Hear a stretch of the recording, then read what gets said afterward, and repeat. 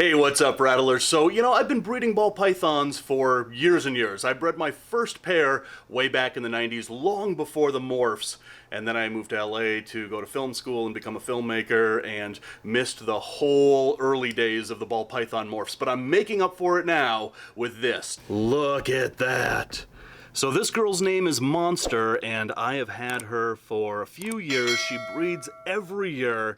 She is het-pied, and she is a giant, and she really lives up to her name, Monster. But look at that. That is the biggest clutch of ball python eggs I have ever had.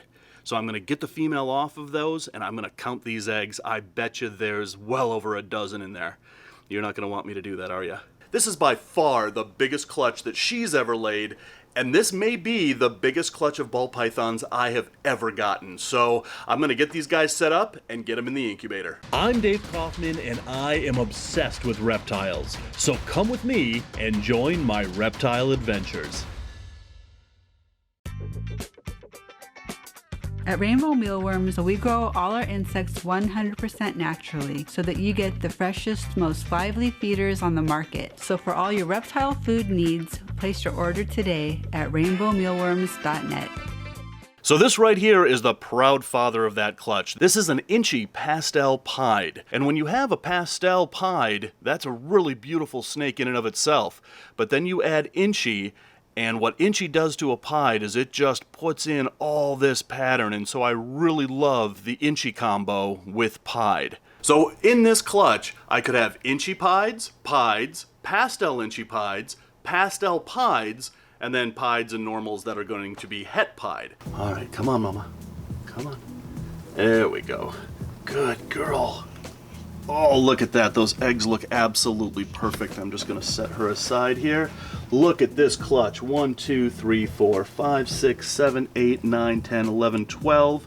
And there's one under there. That's a 13 egg clutch. So that is an enormous clutch for a ball python. 13 eggs. When I first saw her, I thought maybe 14. And just to put that into perspective, the average ball python clutch is between 6 to 8 eggs. So this is nearly double the average. All right, so I've got my egg box there. I'm gonna just set the eggs. They're all grouped together. I'm just gonna leave them as a group here. I'm not gonna try to separate them. I'm gonna brush the vermiculite a little bit.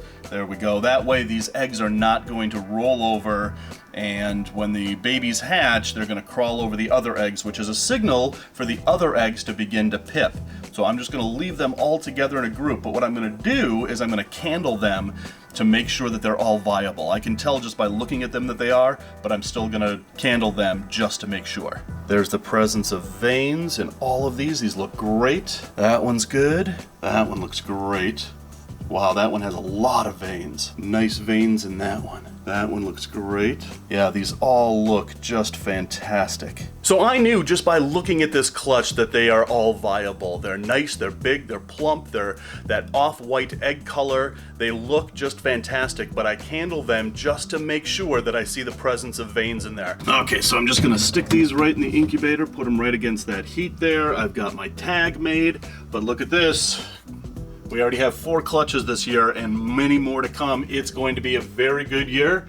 You guys may remember the incubator I built that I made a video about how to build this incubator, and I'm still using it after all this time. So we will see you guys in 60 days. So it's 60 days later, and the timing wasn't really all perfect because I was on tour in Utah when this clutch hatched. But looking at this clutch and what came out of here, I'm really pleased. It looks like we've got 1, 2, 3 bad eggs. 2 of the eggs died halfway through incubation. This egg right here, sometimes they go full term and then they just die right at the last minute, and I'm afraid that's exactly what happened with that guy there. So again, this was a pastel Inchy pied to a normal het pied named Monster.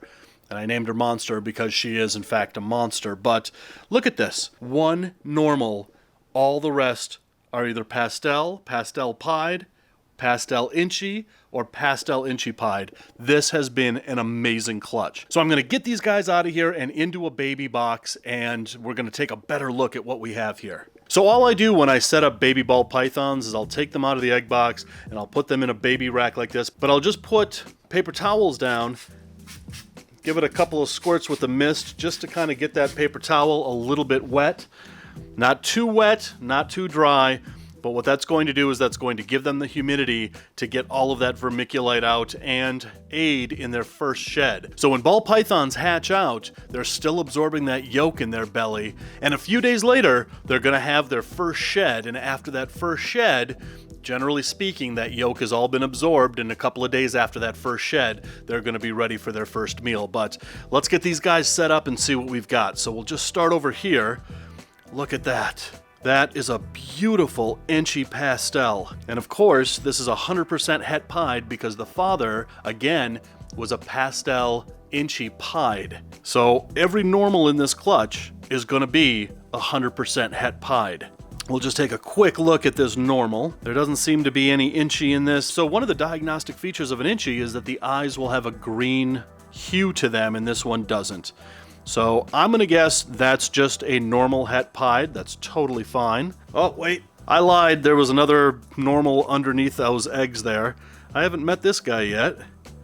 But there's another normal het pied. So I totally lied about the odds. Didn't see him in there. Here's another perfect inchy pastel here. I love the tiger striping that happens on the back when you have that inchy in there. But if we take this guy here and compare the patterns, you can see the normal pattern here and the inchy pattern there. It's pretty distinguishable between those two snakes and which one has inchy there. We've got yet another really good looking pastel inchy here, all curled up in a ball. Look at the lack of alien heads on its side and that blushing that comes up the side. That is unmistakably a pastel inchy. Really good looking snake. And then we get to the pied stuff. So this is a pastel pied. It's pretty high white, but look at the pattern here. You can definitely see the pastel gene coming through in this snake. But that's a high white pastel pied. So as you can see here, we've got all the hets over here. We've got 2 hets, and what do we got? We have 3 pastel inchy het pieds. We've got a pastel pied in there, and all the rest of the babies in this egg box are, look at this, they're all pastel inchy pieds.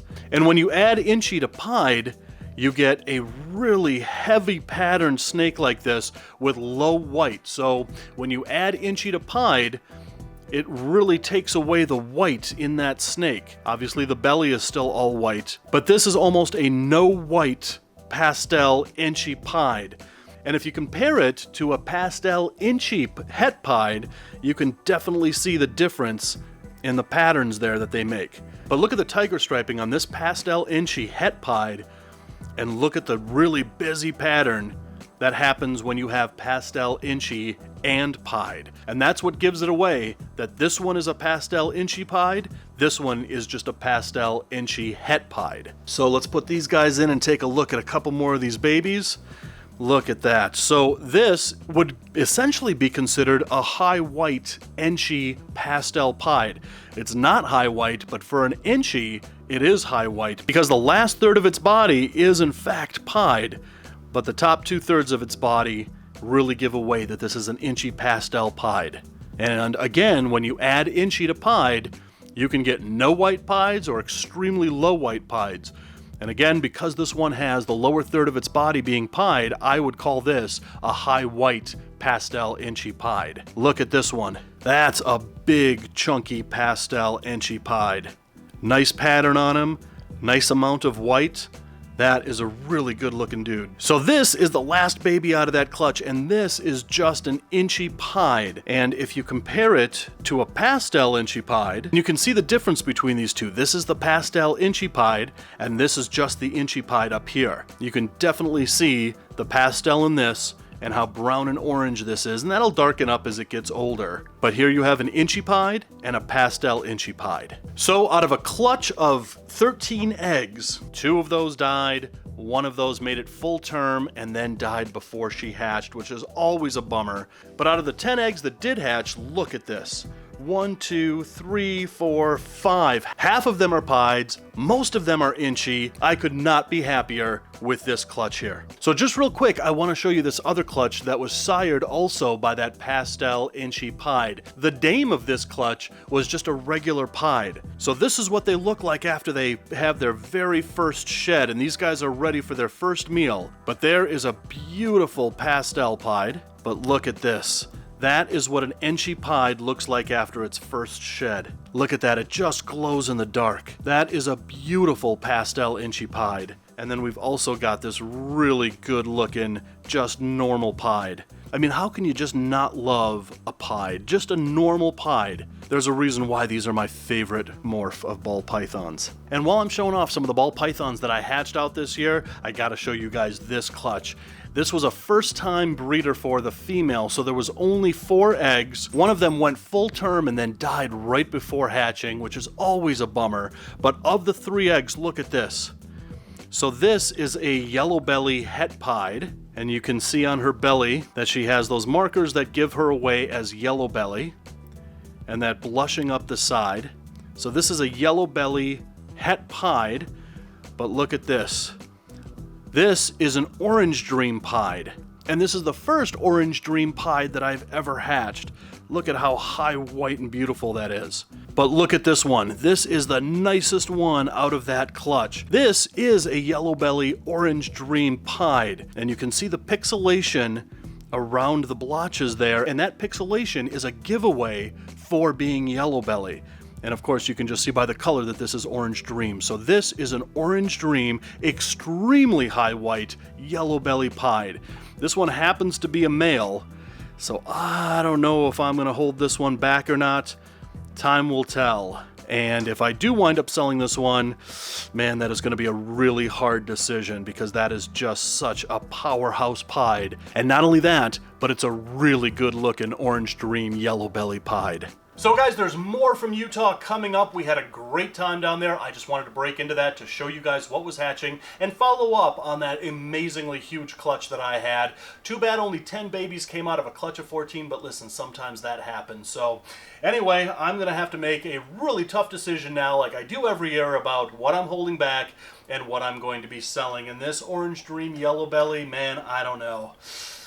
Comment below, let me know, should I keep this guy or should I sell this guy? And also, while you're down below, check out the links to our sponsors. They're in the description below. And as always, thanks for watching. And until next time, love the planet and rattle on.